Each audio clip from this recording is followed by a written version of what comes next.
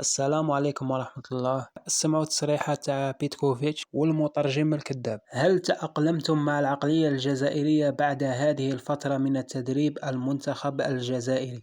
بعد أن عشت في سراييفو، العقلية الجزائرية لا تفاجئني. الناس إما شغوفون جدا أو أكثر تحفظا. ما قالش تحفظا، هذه وين جبتها هذه حنبوك؟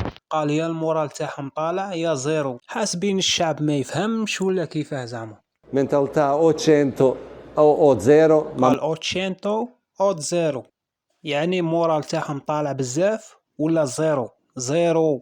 Numerosi molto attaccati a proprio هنا قال لك ياتاكيو بزاف، نورمالمون راكم فهمتوها، ياتاكيو اتاكاتي. وهذه المصيبه الكحله. صار له السؤال كي داير اللي طرحوه على بيتكوفيتش، سؤال طيحوا بالجزائر. قال لك هذه اول كاس عالم تشارك فيها الجزائر بعد غياب لسنوات عديده.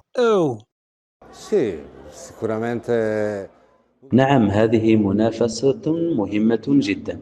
الجزائر لم تشارك منذ 12 عاما. من بعد قال لهم ما شاركتش منذ 12 عام. الجزائر شاركت في 4 مرات في كأس العالم، غير هنا شاركت في 2010 و 2014. ما خوتي مسقاش قاعد ديروا على هذه الحصة، هذه فيها غير الكذب. والسلام عليكم.